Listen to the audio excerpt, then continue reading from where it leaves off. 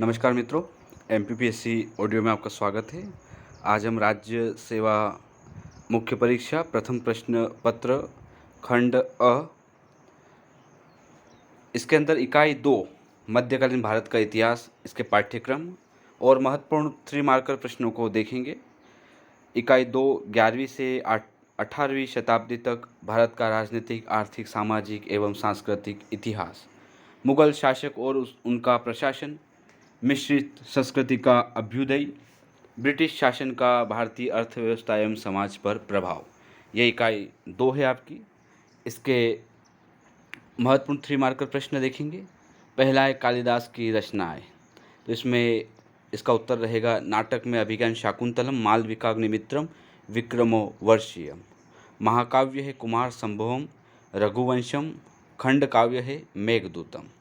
अगला 3 मार्कर है महमूद गजनवी पर टिप्पणी कीजिए। तो गजनी वंश का महत्वपूर्ण शासक था।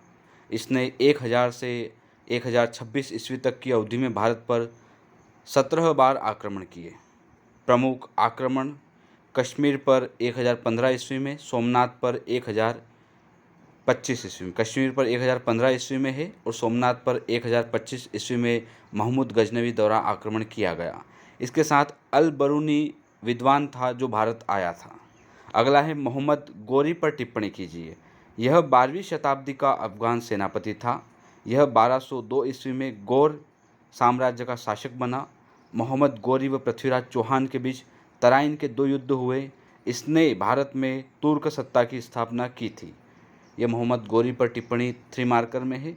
अगला है तराइन का प्रथम युद्ध 3 मार्कर में। इसका उत्तर रहेगा कि यह कब हुआ, तो 1151 में। कहाँ हुआ, तराइन के मैदान में। किसके बीच हुआ, पृथ्वीराज चौहान व मोहम्मद गोरी के बीच। परिणाम हुआ पृथ्वीराज चौहान की विजय हुई। दूसरा है, अगला प्रश्न है तराइन का द्वितीय युद्ध, ये कब हुआ, तो 1192 में हुआ। कहाँ हुआ, तराइन के मैदान में। किसके बीच, पृथ्वीराज चौहान एवं मोहम्मद गोरी के बीच। परिणाम हुआ कि मोहम्मद गोरी की विजय हुई। प्रभाव क्या हुआ, इस युद्ध से भारत में तुर्क साम्राज्य की स्थापना का मार्ग प्रशस्त हुआ। मित्रों, इस प्रकार हमें 3 मार्कर प्रश्नों को लिखना है। कुतुब मीनार पर टिप्पणी कीजिए। तो इसका उत्तर है निर्माण किया था इसका कुतुबुद्दीन ऐबक द्वारा। एक सूफी संत थे बख्तियार काकी की याद में कुतुब मीनार का निर्माण किया गया था। विशेषता क्या है कुतुब मीनार की, यह एक विश्व विरासत स्थल है। इसका निर्माण कार्य इल्तुतमिश ने पूरा करवाया था। अगला है कुतुबुद्दीन ऐबक पर टिप्पणी कीजिए। दिल्ली सल्तनत का प्रथम शासक, गुलाम वंश का संस्थापक था। इसका शासनकाल 1206 से 1210 ईस्वी तक था। राजधानी इसकी लाहौर थी। प्रमुख कार्य कुतुब मीनार का निर्माण करवाया। इसका उपनाम लाख बख्श था। अगला है मामलुक शब्द से क्या समझते हैं।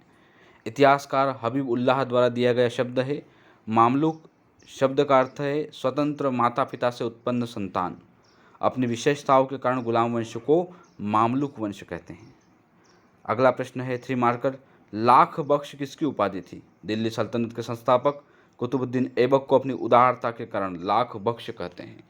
अगला है चंदावर का युद्ध 3 मार्कर में। चंदावर का युद्ध ये कब हुआ था, 1194 ईस्वी में हुआ। किसके मध्य, तो मोहम्मद गोरी और जयचंद के बीच में हुआ। परिणाम जो हुआ, मोहम्मद गोरी विजयी हुआ।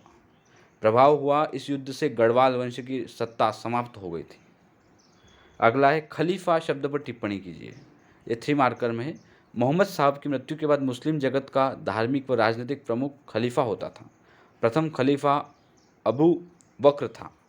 प्रथम विश्व युद्ध के बाद 1924 में खलीफा की सत्ता समाप्त कर दी गई। अगला 3 मार्कर प्रश्न है इब्न बतूता। इसका उत्तर है ये मोरक्को यात्री था। मोहम्मद बिन तुगलक के समय सन 1333 ईस्वी में भारत आया। इसकी जो रचना थी वो रहला थी। 14वीं शताब्दी में भारतीय उपमहाद्वीप की सामाजिक और सांस्कृतिक जीवन के विषय में इनकी रचना बहुत रोचक जानकारियाँ देती है। अगला 3 मार्कर है बलबन। तो यह गुलाम वंश का महान शासक। इसका शासनकाल 1265 से 1286 ईस्वी तक था। यह इल्बरी तुर्क था। बलबन जो था इल्बरी तुर्क था। इसने लौह एवं रक्त की नीति अपनाई। तुर्क चहलगानी को नष्ट किया। मित्रों, आप समझ रहे हैं कि किस प्रकार से मध्यकालीन भारत से किस प्रकार से प्रश्न आ रहे हैं। संबंधित सुल्तानों से, शब्दावलियों से 3 मार्कर में इस प्रकार के प्रश्न पूछे जाएंगे और आपको उनसे संबंधित कैसे महत्वपूर्ण तथ्यों को लिखना है। जैसे कि रज़िया सुल्तान का हम एक प्रश्न देखते हैं कि 14 नंबर का जो रज़िया सुल्तान है, इसमें थ्री मार्कर में, तो दिल्ली सल्तनत की प्रथम महिला शासिका थी। हम इसका शासनकाल लिख देंगे कि 1236 से 1240 ईस्वी तक। अब रज़िया जो थी इल्तुतमिश की पुत्री थी। रज़िया दिल्ली की जनता के समर्थन से सुल्तान बनी थी। ठीक है, ऐसे महत्वपूर्ण फैक्टों को हम थ्री मार्कर प्रश्नों में लिख सकते हैं। अगला है इल्तुतमिश पर टिप्पणी कीजिए। तो ये इल्बरी तुर्क था, ये दिल्ली सल्तनत का वास्तविक संस्थापक था। शासनकाल इसका 1211 से 1236 ईस्वी था। इन्होंने इक्ता व्यवस्था प्रारंभ की थी। तुर्क चहलगानी का गठन किया था। 1234 ईस्वी में मालवा को जीता था। इल्तुतमिश से संबंधित प्रश्नों को हम ऐसे लिख सकते हैं। अगला है दिल्ली सल्तनत के प्रमुख वंश लिखिए। तो गुलाम वंश, खिलजी वंश, तुगलक वंश, सैयद वंश, लोदी वंश, 5 वंश थे। 5 वंश के नाम लिख सकते हैं। अगला है खिलजी वंश का संस्थापक कौन था। तो जलालुद्दीन खिलजी वंश का संस्थापक था। शासनकाल 1290 से 1296 ईस्वी। इसने उदार निरंकुश शासन किया था। अगला है अलाउद्दीन खिलजी पर थ्री मार्कर में टिप्पणी कीजिए। तो दिल्ली सल्तनत का प्रभावी शासक था। शासनकाल 1296 से 1316 ईस्वी। सेनापति इसका 1000 दिनारी था। अलाउद्दीन की उपाधि गाजी मलिक और सिकंदर सानी की उपाधि दी गई इसको। और 1305 ईस्वी में मालवा पर अभियान किया था अलाउद्दीन खिलजी ने। अगला है किस शासक को द्वितीय सिकंदर कहा गया। तो अलाउद्दीन खिलजी को, क्योंकि यह प्रथम शासक था जिसने स्थायी सेना गठित की थी। तो द्वितीय सिकंदर किसे कहते हैं, अलाउद्दीन खिलजी को। अगला है गयासुद्दीन तुगलक पर टिप्पणी कीजिए। तुगलक वंश का संस्थापक था। शासनकाल 1320 से 1325 ईस्वी तक था। वास्तविक नाम इसका गाजी मलिक था। सल्तनत काल में नहरों का निर्माण करने वाला पहला शासक गयासुद्दीन तुगलक था। अगला थ्री मार्कर है मोहम्मद बिन तुगलक। तुगलक वंश का शासक था।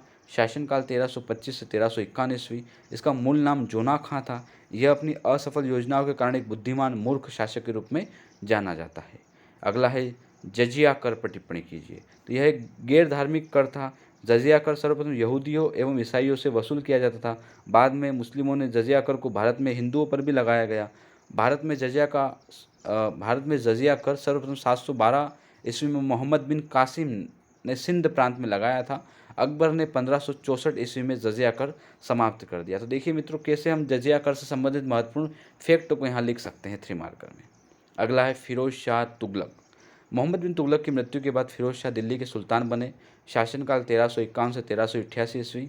ब्राह्मणों पर जजिया कर लगाने वाला प्रथम शासक था फिरोज शाह तुगलक। इसकी आत्मकथा फतुहात ए फिरोज शाही। अगला है तैमूर आक्रमण पर टिप्पणी कीजिए। तो ये कब हुआ, तो 1398 ईस्वी में हुआ।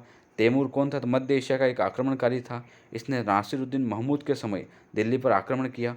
भारत पर आक्रमण के दौरान ख्रीज खां ने तैमूर की सहायता की थी।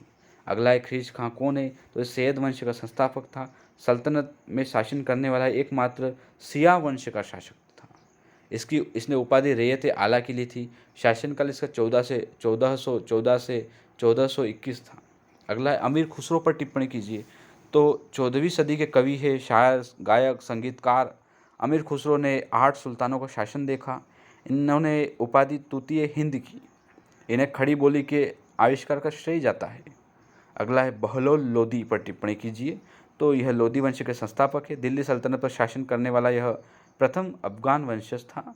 शासनकाल 1451 से 1489 ईस्वी तक।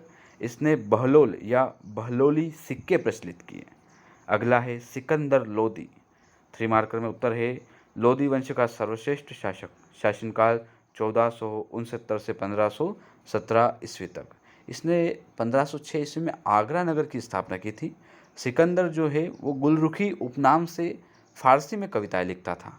जौनपुर को अपने साम्राज्य में मिलाया इसने। अगला है इब्राहिम लोदी पर टिप्पणी कीजिए। लोदी वंश का अंतिम शासक। शासनकाल 1517 से 1526 ईस्वी तक। इसी के समय बाबर के साथ पानीपत का प्रथम युद्ध हुआ था इब्राहिम लोदी का। इब्राहिम की मृत्यु के साथ ही भारत में मुगलों की सत्ता स्थापित हो गई, यानी दिल्ली सल्तनत समाप्त हुआ और मुगल शासन प्रारंभ हो गया था। अगला है इक्ता व्यवस्था क्या है, तो यह अरबी भाषा का शब्द है। इस प्रथा के अंतर्गत भूमि के विशेष खंडों के राजस्व का अधिकार सैनिकों को उनके वेतन के बदले दिया जाता था।